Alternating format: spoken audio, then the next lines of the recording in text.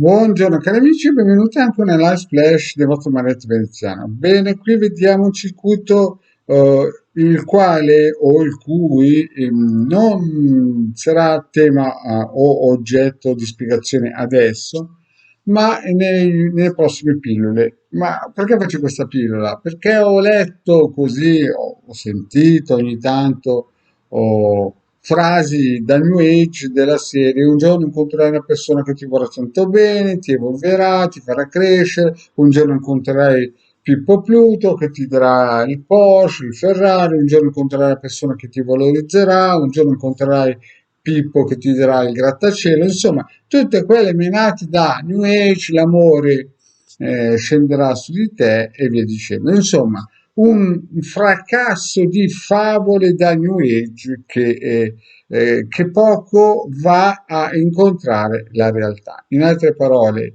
noi l'amore non potremo mai incontrarlo perché sarebbe come umiliare l'amore, nel senso che il nostro cervello ha dei limiti, no? Ha dei limiti grossissimi, sebbene noi pensiamo di essere i re di questo pianeta. E l'amore, visto che è una cosa così immensa che non riusciamo a quantificarla e a percepirla, non riusciremo mai a incontrarla, ma sarà al massimo l'amore, la verità a incontrare noi. E allora potremo fare i maestri ascesi. Ma fin quando il karma non ci porterà a fare in modo che l'amore, la verità, chiamatela come volete, scenderà verso di noi, leggeremo sempre frasi da New Age, ma nella realtà non è così che funzionano le cose. Nella realtà chi ha vissuto nei monasteri tibetani e in tutti quei centri di studi sa benissimo che una grande fetta, una grande parte di, tra virgolette, addestramento e indottrinamento, si parte sempre dal presupposto che questi monaci vengono presi a piccolini, entro i 12 anni vengono formati a livello mentale. In poche parole, se queste persone entro i 12 anni non hanno una mappa mentale come si suol dire, il maestro tibetano o il direttore tibetano del monastero ha deciso che sia così, e il ragazzo viene allontanato.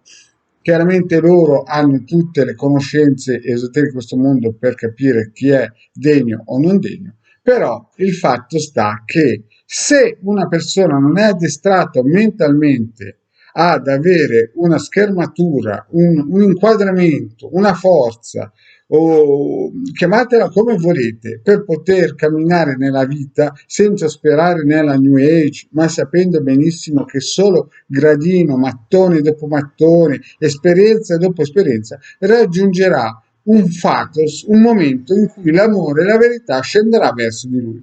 Quindi quando io leggo sui social l'amore arriverà da te e tu incontrerai l'amore della tua vita, tu di qua, tu di là, tu su, tu giù, no? Cari amici, lontani come la peste. Tutte le cose di questo mondo le bisogna guadagnare. Volete che lo ripeto?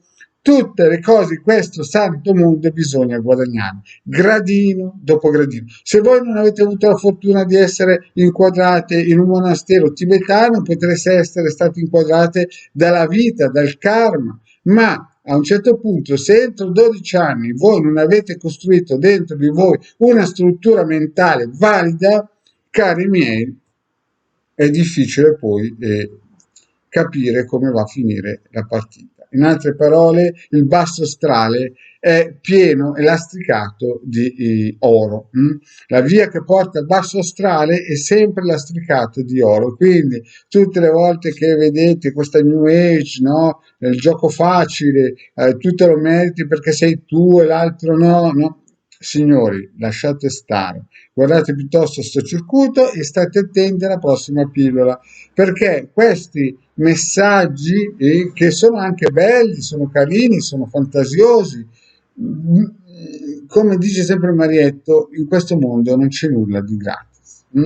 E ognuno deve pensare ai suoi figli, ai figli degli altri ci devono pensare gli altri, ma se qualcuno vi dà dei figli, voi dovete lottare fino alla fine per dargli una struttura mentale per fare in modo che possano affrontare equipaggiati questa vita.